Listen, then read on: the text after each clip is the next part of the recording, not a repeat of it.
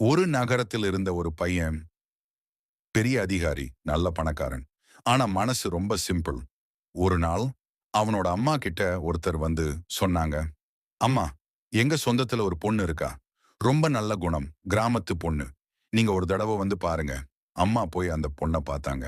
Simple dress, அடக்கம், பணிவு. மனசு முழுசா புடிச்சு போச்சு. இது நல்ல பொண்ணு, என் பையனுக்கு செட் ஆகும். அப்படி சொல்லி திருமணம் முடிவு பண்ணிட்டாங்க. கல்யாணம் நடந்தது. ஸ்டேஜ்ல எல்லாரும் சந்தோஷமா இருந்தாங்க. ஆனா, மாப்பிள்ளை வீட்டு சைடுல இருந்த அம்மா ஒரு விஷயத்த கவனிச்சாங்க.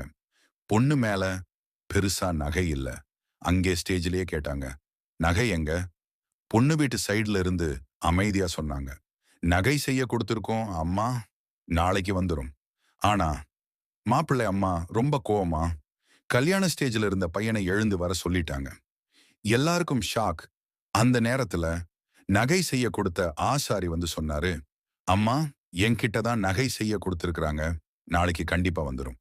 அதை கேட்டதுக்கு அப்புறம்தான் மாப்பிள்ளை அம்மா சொன்னாங்க, "சரி, அப்ப போய் உட்காரு." பையன் திரும்ப ஸ்டேஜ்ல போய் உட்கார்ந்தான். அப்புறம்தான் 2 பேருக்கும் கல்யாணம் நடந்தது.